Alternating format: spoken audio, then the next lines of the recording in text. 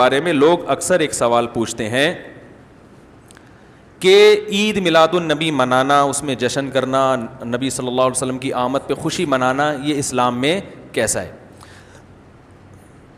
ہم رسول اللہ صلی اللہ علیہ وسلم کی سیرت دیکھتے ہیں.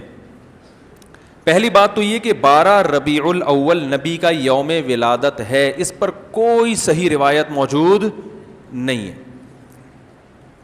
اگر ہے تو بھائی کوئی دکھا دے، بھائی یہ روایت ہے، اس کے یہ راوی ہیں، سارے ثقہ راوی ہیں. ایسی کوئی روایت موجود نہیں ہے، اور اس کی وجہ یہی ہے کہ اللہ تعالیٰ نے اپنے نبی کی ولادت کے دن کو امت سے چھپا لیا ہے تاکہ اس میں خرافات نہ، کیونکہ پچھلی امتوں نے کیا نا اپنے انبیاء کی ولادتوں کے دن کے ساتھ. لیکن اگر فرض کر لیں، لوگ بحث کرتے ہیں نہیں جی فلاں نے لکھا ہے تو فلاں نے لکھا ہے، چلو مان لیا کہ 12 ربیع الاول نبی کا یوم ولادت ہے، تو ہمیں رسول اللہ صلی اللہ علیہ وسلم کی سیرت میں یوم ولادت پہ کیا کرنا ملتا ہے؟ احادیث صحیحہ سے صحیح حدیث ہے کہ نبی صلی اللہ علیہ وسلم پیر کے دن کا روزہ رکھتے تھے. صحابہ نے پوچھا کیوں؟ آپ نے فرمایا یہ میرا یوم ولادت، پیر کو آپ پیدا ہوئے. اب دیکھو، پیر کو نبی نے روزہ رکھ کے یہ بتا دیا کہ اس میں عید کا تصور نہیں ہے، کیونکہ عید اور روزہ جمع، بولنا پڑے گا آپ لوگوں کو، جمع نہیں ہو سکتے. اب اس کو سیلیبریٹ نہیں کیا جا سکتا. جس دن روزہ ہو جائے گا نا، اب وہ سیلیبریٹ کرنا اس کو ممکن ہے ہی نہیں، اس میں جشن کا تصور ہی ختم ہو گیا.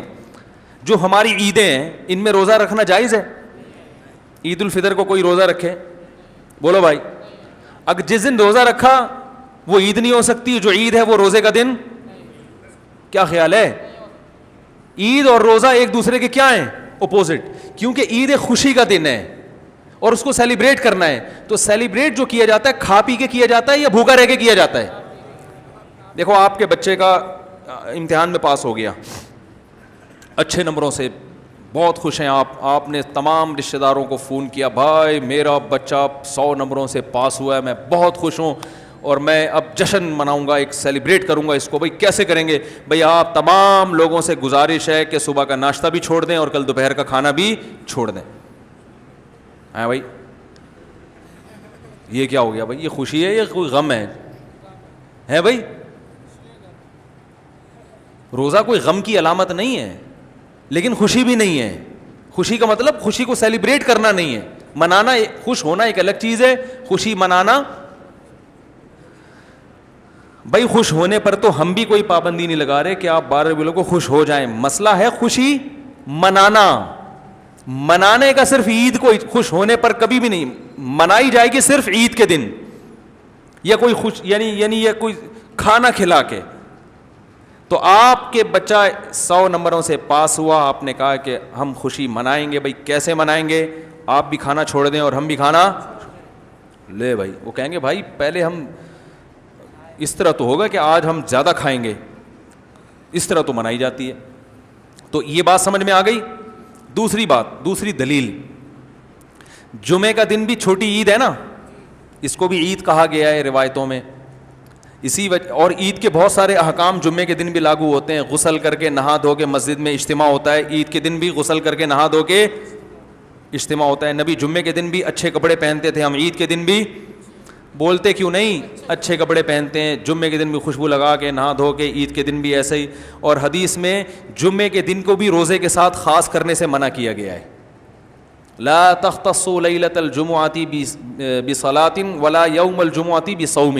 حدیث میں آتا ہے جمعے کی جو رات ہے اس کو عبادت کے ساتھ خاص مت کرو اور جمعے کے دن کو روزے کے ساتھ خاص مت. جمعے کو روزہ رکھنا کوئی اضافی فضیلت نہیں ہے. ویسے جائز ہے روزہ رکھنا کہ آپ کی چھٹی جمعے کو ہوتی ہے اس لیے رکھ لیا تو ایک الگ بات ہے، لیکن اس کو خاص فضیلت دے کے رکھنا تو یہ مکمل عید تو نہیں ہے. اس میں عید کا لک بہرحال بولو بھائی ہے. خطبہ بھی ہے، جیسے عیدین میں خطبہ بھی ہوتا ہے، 2 رکعتیں ہیں، عیدین میں بھی 2 رکعت، تو لک ہے اس میں. اب ذرا ٹیکنیکل پوائنٹ کو سمجھیے گا آپ لوگ.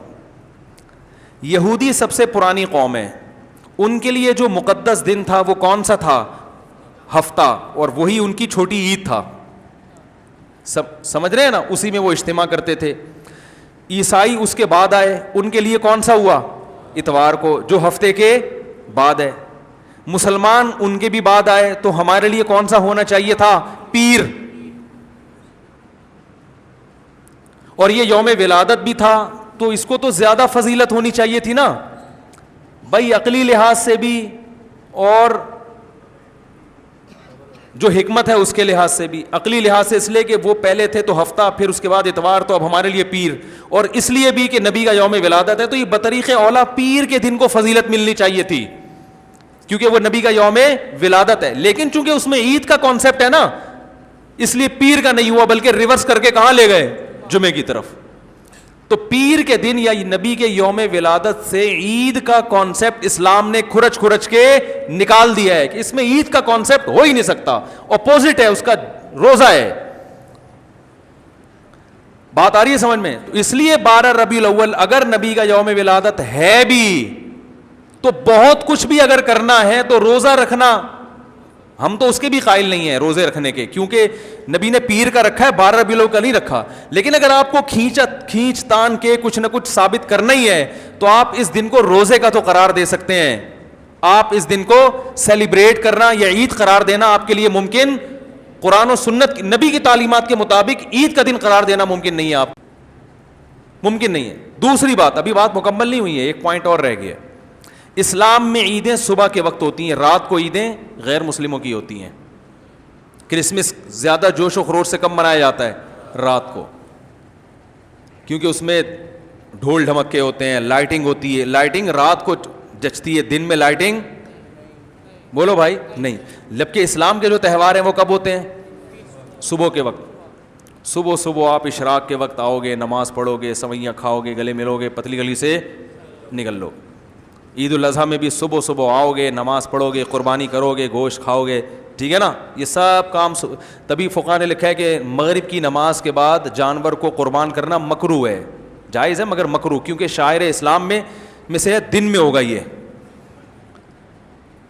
رات کو شریعت نے اس لیے نہیں رکھا کہ رات کا وقت نا گناہوں کی طرف لے جاتا ہے. جب خوشی منائی جاتی ہے تو رات کو انسان ٹریک سے ہٹنے کا خطرہ زیادہ ہوتا ہے. جبکہ 12 ربیع الاول کو جو عید منائی جاتی ہے وہ دن میں زیادہ منائی جاتی ہے یا رات کو؟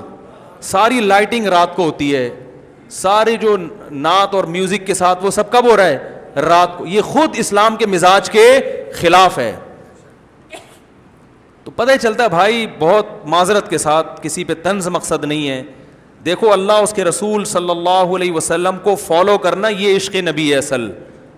یاد رکھو, محبت میں جذبات پہ کنٹرول کرنا یہ زیادہ مشکل کام ہے, اور جذبات سے ہٹ کے, جذبات سے مغلوب ہو جانا یہ آسان بہت ہے, لیکن یہ حقیقی محبت کی علامت نہیں ہے. جب محبت ہو نا کسی کو, تو اپنے جذبات کو حدود کے اندر رکھ کے انسان محبت کا اظہار کرے. اپنے جذبات کو غالب کر لینا, نبی کا عشق ہر مسلمان کو ہے, ہر ایک کا دل چاہتا ہے یہ کرے یوں کرے نبی کی یاد میں, لیکن آپ اپنے اس جذبات پہ کنٹرول کریں. بولے بھائی رسول اللہ صلی اللہ علیہ وسلم کی جو اطاعت ہے وہ پہلے ہے, اپنے جذبات